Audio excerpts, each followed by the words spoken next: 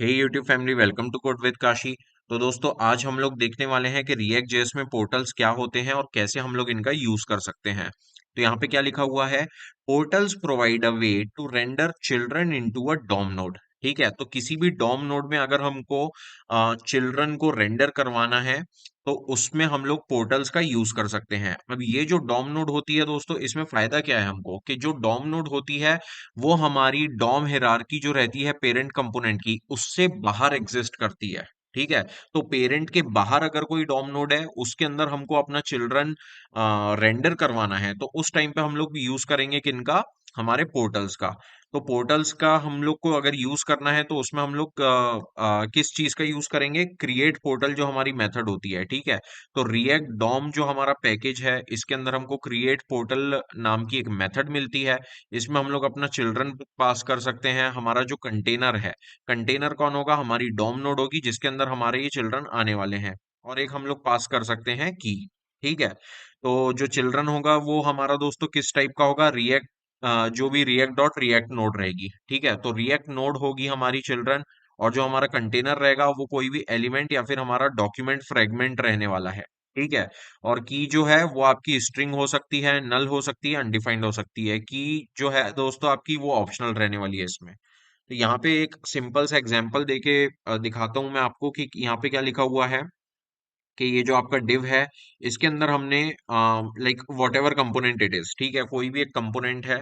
अब हम लोग को यहाँ पे क्या करने का है? हमारे डिव के अंदर हम लोग क्या कर रहे हैं? क्रिएट पोर्टल का यूज कर रहे हैं। क्रिएट पोर्टल का यूज करते हुए हम लोग क्या कर रहे हैं? यहाँ पे हम लोग चिल्ड्रन कोई भी कंपोनेंट दे सकते हैं और डॉम नोड दे सकते हैं। अब डॉम नोड दोस्तों आपकी कौन सी होगी? जो हम लोग document dot gate element by ID और समथिंग से लेते हैं। ठीक है, तो वो चीज हो जाएगी। अब एक बार हम लोग इसका एग्जाम्पल देख लेते हैं। अभी यहाँ पे हमारे स्क्रीन पे दोस्तों जो यूज लेआउट वाला हमारा पिछला लेक्चर था, उसी का यहाँ पे हमारे पास टेम्पलेट पड़ा हुआ है। मैं इसी में आपको करके दिखाता हूँ।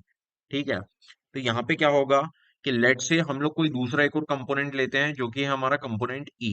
ठीक है, कंपोनेंट ई में यहाँ पे हमारा कुछ भी नहीं, हमने सिर्फ रिटर्न करवाई है एक हेडिंग जिसमें लिखा हुआ है कंपोनेंट ई। अब मैं चाहता हूं कि इस कंपोनेंट ई को मैं रेंडर करवाऊं किसमें? हमारी डॉक्यूमेंट की बॉडी में। ठीक है, उस चीज के लिए हम लोग क्या करेंगे? क्रिएट पोर्टल का यूज करेंगे। क्रिएट पोर्टल, और ये ऑटोमेटिकली यहाँ पे आपका हो गया इंपोर्ट। ठीक है, रिएक्ट डॉम में से। तो क्रिएट पोर्टल जो है दोस्तों, इसमें हम लोग यहाँ पे दे देंगे आपका ई। ठीक है, क्योंकि ये जो ई है हमने वहां से एक्सपोर्ट करवा दिया था। यहाँ से हमने एक्सपोर्ट कराया था ई को, और हमने यहाँ पे कर लिया इसको इंपोर्ट।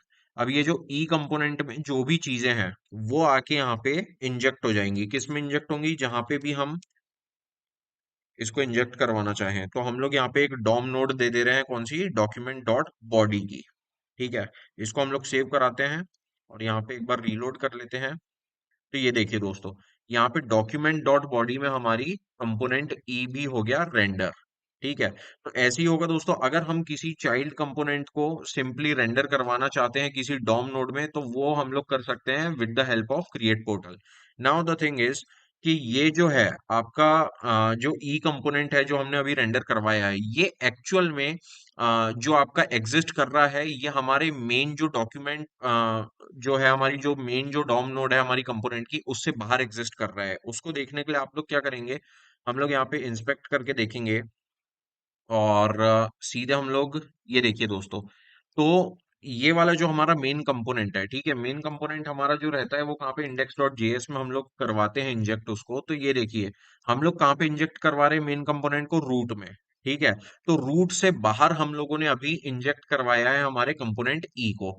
तो ये हुआ हमारा रूट, रूट कंपोनेंट हो गया, और इसी की सिबलिंग बन के हमारा आ गया कौन सा? ये नया वाला डिव, जो कि है हमारा ई कंपोनेंट का। और ये दोनों जो हैं वो हमारे एग्जिस्ट करते हैं किसके अंदर? बॉडी के अंदर। ठीक है, तो इस तरीके से दोस्तों हम लोग अलग अलग कंपोनेंट्स को रेंडर करवा सकते हैं डॉम नोड्स के अंदर। अब यहाँ पे एक और चीज हमारी दोस्तों क्या लिखी हुई है? यहाँ पे हम लोग चलते हैं, यहाँ पे एक और चीज क्या लिखे हुए है कि पोर्टल्स में events will get propagated to parent. ठीक है, इसका मतलब क्या है कि अगर पेरेंट कंपोनेंट में, ठीक है, जो अभी हमने पेरेंट कंपोनेंट में क्रिएट पोर्टल का यूज किया है, उस कंपोनेंट में अगर कोई हमारा इवेंट हैंडलर है, ठीक है, अगर हमारा कोई इवेंट हैंडलर है और अगर हमारे चाइल्ड कंपोनेंट में भी इवेंट हैंडलर है और हम लोग अगर चाइल्ड कंपोनेंट में क्लिक करते हैं, पेरेंट कंपोनेंट का जो इवेंट हैंडलर है वो ऑटोमेटिकली फायर हो जाएगा। ठीक है, तो ये आपकी जो बबलिंग है दोस्तों, ये हम लोग पहले भी देख चुके हैं पहले के लेक्चर्स में जावास्क्रिप्ट में। वो एक बार मैं यहाँ पे आपको करके दिखा देता हूँ कि लेट से हमारे पास यहाँ पे है जो हम लोग पोर्टल है उसका अगर हम लोग यूज करते हैं इस डिव के अंदर। ठीक है, ये हमने यहाँ पे पोर्टल का यूज कर लिया डिव के अंदर, और यहाँ पे सिंपली हम लोग क्या करेंगे, ऑन क्लिक का यूज कर लेंगे। ठीक है, ऑन क्लिक में हम लोग एक फंक्शन दे देंगे जिसमें लेट से हमने अलर्ट दे दिया पेरेंट क्लिक। ठीक है, तो अब क्या होगा कि ई में हमको ई में भी सेम चीज करनी पड़ेगी। ई में हम लोग क्या करेंगे, सेम ऑन क्लिक एक हम लोग यहाँ पे दे देंगे। सो लेट से अगर हम लोग इस हेडिंग के ऊपर ही करते हैं। ठीक है, सो ये हो गया हमारा चाइल्ड क्लिक। ठीक है, अब अगर हम लोग इस कंपोनेंट ई के ऊपर क्लिक करेंगे इस हेडिंग के ऊपर, ठीक है, तो चाइल्ड वाला हम लोग क्लिक कर रहे हैं। अगर हम लोग चाइल्ड वाला क्लिक कर रहे हैं तो यहां से क्या होगा कि इवेंट जो है वो प्रोपोगेट होके सीधे पेरेंट को चले जाएगा, और पेरेंट का जो ऑन क्लिक है ये ऑटोमेटिकली फायर होके पेरेंट क्लिक्ड वाला भी अलर्ट को फायर कर देगा। ठीक है, एक बार हम लोग यहाँ पे रिफ्रेश करते हैं, देख लेते हैं। तो कंपोनेंट ई के ऊपर अपन ने क्लिक किया, सबसे पहले आपका चाइल्ड क्लिक हुआ, ओके किया, ये देखिए दोस्तों यहाँ पे पेरेंट क्लिक भी हो गया। ठीक है, तो इस तरीके से दोस्तों इसमें क्या होता है, आपके पोर्टल्स में जो इवेंट्स होते हैं वो पेरेंट पे प्रोपोगेट हो जाते हैं ऊपर, जो कि नॉर्मल केस में आपके रेंडर के केस में नहीं होते हैं। तो ये क्यों नहीं होते हैं और इसमें डिफरेंस क्या है रेंडर में और क्रिएट पोर्टल में, ये मैं आपको नेक्स्ट लेक्चर में बताऊंगा। आई होप दोस्तों आपको वीडियो अच्छा लगा होगा। वीडियो अच्छा लगा दोस्तों तो वीडियो को लाइक कीजिए और चैनल को सब्सक्राइब कीजिए। Thank you so much.